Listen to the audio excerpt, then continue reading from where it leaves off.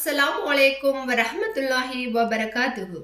உழு செய்யும் போது ஓத வேண்டிய துஆக்களை பத்தி நாம இந்த வீடியோல பார்க்க போறோம். முதலாவதாக உழு செய்ய ஆரம்பிக்கும் போது பிஸ்மில்லாஹிர் ரஹ்மானிர் ரஹீம், அல்லாஹ்வின் பெயரால் ஆரம்பம் செய்கிறேன் என்று சொல்லி உழு செய்ய ஆரம்பிக்கணும்.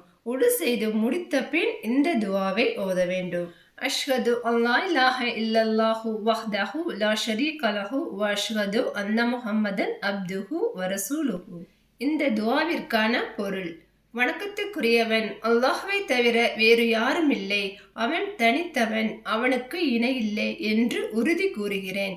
முஹம்மத் நபி ஸல்லல்லாஹு அலைஹி வஸல்லம் அவர்கள் அவனுடைய அடியாரும் தூதரும் ஆவார்கள் என்று நான் உறுதி கூறுகிறேன்.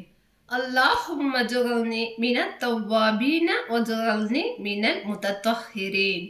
இந்த துஆவிற்கான பொருள்: யா அல்லாஹ், என்னை பாவ மன்னிப்பு பெற்றவர்களோடும் பரிசுத்தமானவர்களோடும் ஆக்கி அருள்வாயாக.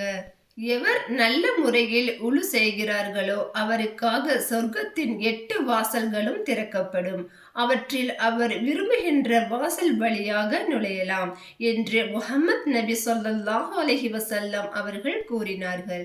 ஒவ்வொரு உறுப்பையும் கழுவும் போது தனித்தனி துஆக்கள் எதுவும் கிடையாது. அதற்கான எந்த ஆதாரமும் கிடையாது. நபி ஸல்லல்லாஹு அலைஹி வஸல்லம் அவர்கள் ஒவ்வொரு உறுப்பையும் கழுவும் போது எந்த துஆவையும் ஓதியதில்லை. நபி ஸல்லல்லாஹு அலைஹி வஸல்லம் அவர்கள் கற்றுத் தராததை நாமாக ஓதுவது ஃபித்அத் ஆகும். ஃபித்அத்துகள் நரகில் சேர்க்கும் என்பதை அஞ்சிக் கொள்ள வேண்டும். நாம் அனைவரையும் அல்லாஹ் பாதுகாப்பானாக. இறையச்சத்தோடு வாழ்வோம், மறுமையில் வெற்றியாளராவோம். அஸ்ஸலாமு அலைக்கும் வரஹ்மத்துல்லாஹி வபரகாத்துஹு.